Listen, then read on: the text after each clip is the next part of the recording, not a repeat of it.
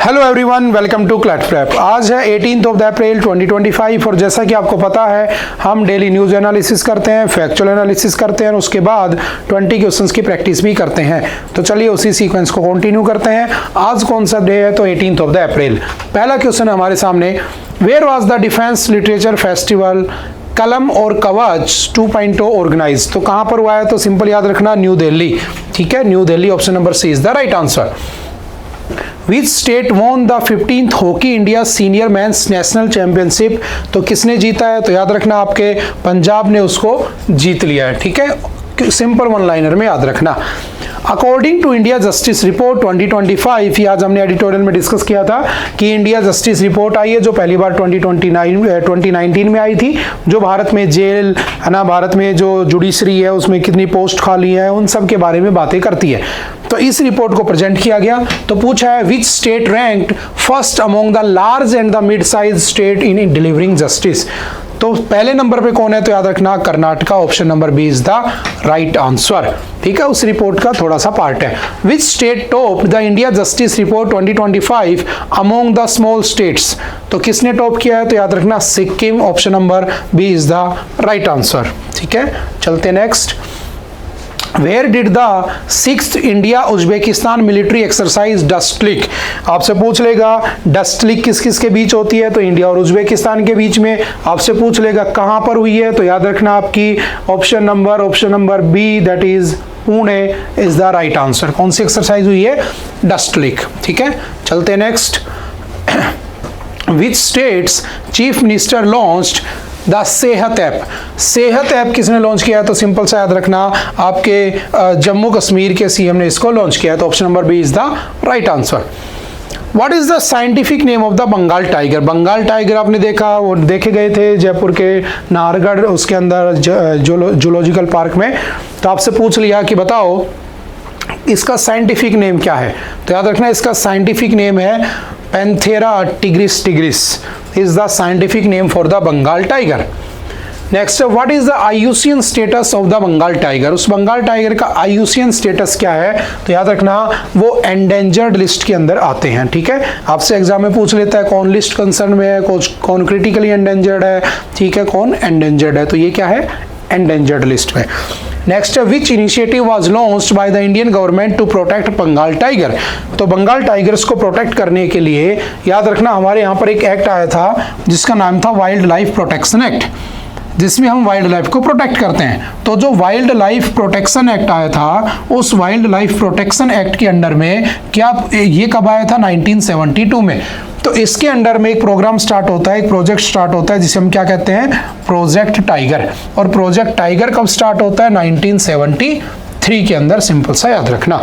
ठीक है, option number B is the right answer. Next है, under which article does the vice president act as the ex official chairman of the Rajya Sabha? हमने आज discuss किया था, आज का एडिटोरियल में द हिंदू में फ्रंट पेज पर ही न्यूज़ थी कि जो हमारे वाइस प्रेसिडेंट है जगदीप धनखड़ जी, उन्होंने कहा था किसको कि जो जुडिशरी है वो पार्लियामेंट के ऊपर सुपर पार्लियामेंट की तरह काम करना चाह रही है। तो ऐसा नहीं होना चाहिए। तो आपसे पूछ लिया कि बताओ वाइस प्रेसिडेंट जो होता है वो एक्स ऑफिशियो चेयरमैन होता है राज्यसभा का? बिल्कुल होता है। लोकसभा का चेयरमैन कौन होता है? तो स्पीकर होता है। लोकसभा का कौन? स्पीकर बनाया जाता है। ठीक है, जो अलग से अपॉइंट होता है। लेकिन यहाँ पे वाइस प्रेसिडेंट ही काम करता है कैसे? Ex officio chairman of the Rajya Sabha. Article कौन सा है? 64 इज द राइट आंसर। लेकिन मैंने कहा कि अगर मान लो प्रेसिडेंट की पोस्ट खाली हो गई in the absence of the president of India, तो vice president will act as the acting president. ये भी ध्यान रखना। ठीक है, वो आर्टिकल 65 में लिखा हुआ है। नेक्स्ट कौन सा है? What is the minimum age required to be elected as the vice president of India? कितनी होनी चाहिए मिनिमम एज? तो याद रखना 35 ईयर्स, 35 साल होनी चाहिए। ठीक है, और पीएम बनने के लिए 25, क्योंकि एमपी के लिए कितनी होनी चाहिए? एमपी यानी member of parliament of Lok Sabha 25, member of parliament of the Rajya Sabha 30। ठीक है, और वैसे अगर पीएम बनना चाहते हो तो लोकसभा के थ्रू भी जा सकते हो, तो 25 साल में भी पीएम बन सकते हो। ठीक है, इनकी कोई भी याद रखना एजुकेशनल क्वालिफिकेशन नहीं होती है, अगर आप अनपढ़ भी हो तो भी आप पीएम बन सकते हो, ठीक है। नेक्स्ट कौन सा है, which space telescope provided evidence of the water vapour in K2-18b। देखो K2-18b क्या है, बेसिकली आज के एडिटोरियल में हमने डिस्कस किया था अच्छे से। ये एक एक्सोप्लैनेट है और इसके ऊपर 2015 में हबल टेलीस्कोप ने क्या ढूंढा था, इसके ऊपर वाटर वेपर्स ढूंढे थे।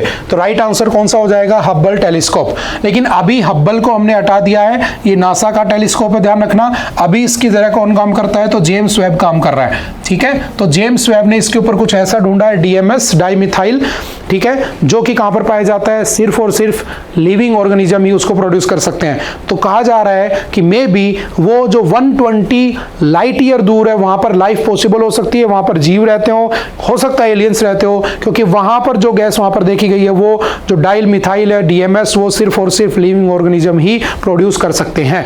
तो एक पॉसिबिलिटी है कि वहां पर लाइफ हो सकती है, ठीक है। तो वो न्यूज में था, तो हमने डिस्कस भी किया था। लेकिन याद रखना वो 2015 में ढूंढा गया था, ठीक है। उस समय कौन था, हबल। अब कौन है, जेम्स वेब टेलीस्कोप।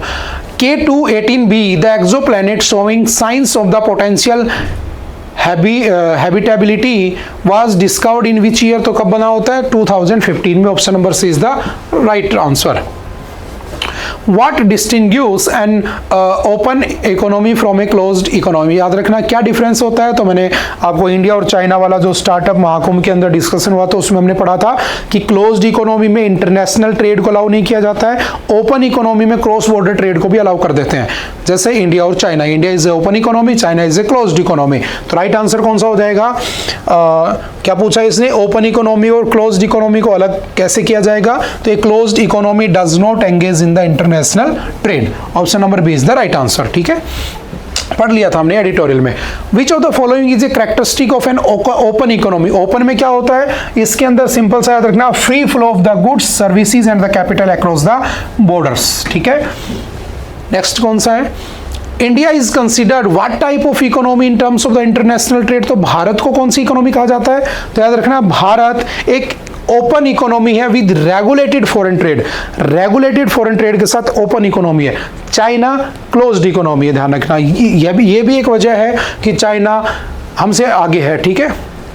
नेक्स्ट कौन सा है, the consumer protection act 2019 came into force. कब आया था कंज्यूमर प्रोटेक्शन एक्ट, तो याद रखना आया 2019 में था।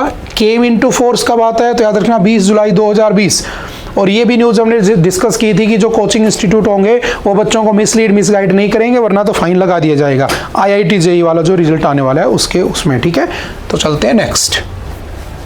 Which new authority was established under the Consumer Protection Act 2019 for the speedy redressal of the consumer grievances। तो कौन सी बनाई जाती है, तो याद रखना central consumer protection authority, CCPA, ठीक है, जो आज के एडिटोरियल में डिस्कस की थी हमने। Option number C is the right answer. What was the percentage increase in India's export during financial year 2024-2025? Bharat का इंडिया के एक्सपोर्ट में कितना इंक्रीमेंट हुआ था, तो सिंपल याद रखना 5.5%। Option number C is the right answer. Next चलते हैं। According to the NITI Aayog recent report, कब बना था नीति आयोग, 1 जनवरी 2015। पहले इसको प्लानिंग कमीशन कहते थे, ध्यान रखना। Which country became the world's 4th largest automobile export manufacturer, तो याद रखना वो इंडिया बन चुका है। मुझे कमेंट करके बताना कि ऊपर के 3 कौन है अगर हम चौथे नंबर पर लाई करते हैं। तो option number see that is India is the right answer. India दुनिया की चौथी सबसे लार्जेस्ट ऑटोमोबाइल एक्सपोर्ट मैन्युफैक्चरर बन चुका है, ठीक है। चलते नेक्स्ट। आई होप कि आज के लिए इतना ही था। आई होप कि आप लोगों को बातें समझ में आई होंगी। फिर भी अगर कोई डाउट रहता है तो आप एनी टाइम आकर पूछ सकते हो, मिल सकते हो। ओके बाय बाय, मिलते हैं दोबारा next time. Thank you, have a nice day.